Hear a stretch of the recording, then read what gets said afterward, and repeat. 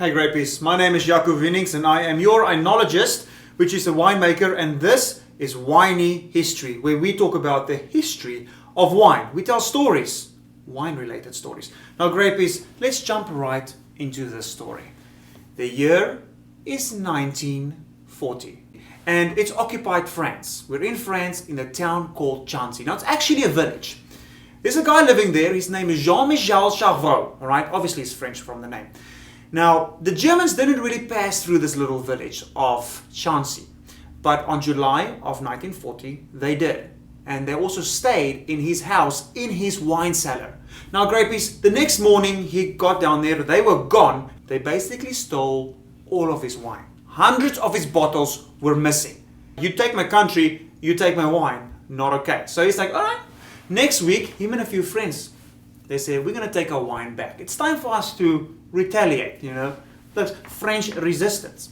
And they go to the close by town of Amboise. Now Amboise is like a central point where the Nazis ship back on train trucks back to Berlin. Obviously the region's wine is on the train trucks in barrels. They said, all right. So they go in the middle of the night and they start emptying, siphoning off all the wine that's on the barrels, on the train trucks, ready to head back to Berlin. Now within a few weeks, the reports comes back from Berlin. You guys are sending us empty wine barrels. And the local authorities is like, well, that's the doozy. Like, we can't do that. Like, empty wine barrels is getting to Hitler. He's pissed, obviously. So, okay, so this is what we'll do. We'll put extra guards out on the train tracks, on the train trucks and all that kind of stuff. We'll also put little floaties inside of the barrels just to prove that we filled up the barrels and that the barrels went on the train full. Not a problem for Jean-Michel Charveau. All he did is he emptied the wine and then refilled it with water. So now, not only is empty wine barrels getting to Berlin, the barrels are getting to Berlin full of water, which is also a doozy because it's still, unless you're Jesus, not wine, you know? And so the issue comes back to them saying, listen, not only are you guys sending us empty barrels now, but now it's just full of water. What's happening down there? So they've got a real problem on their hands. So they decide, okay, we need to figure this out. We are going to enlist the help of local people.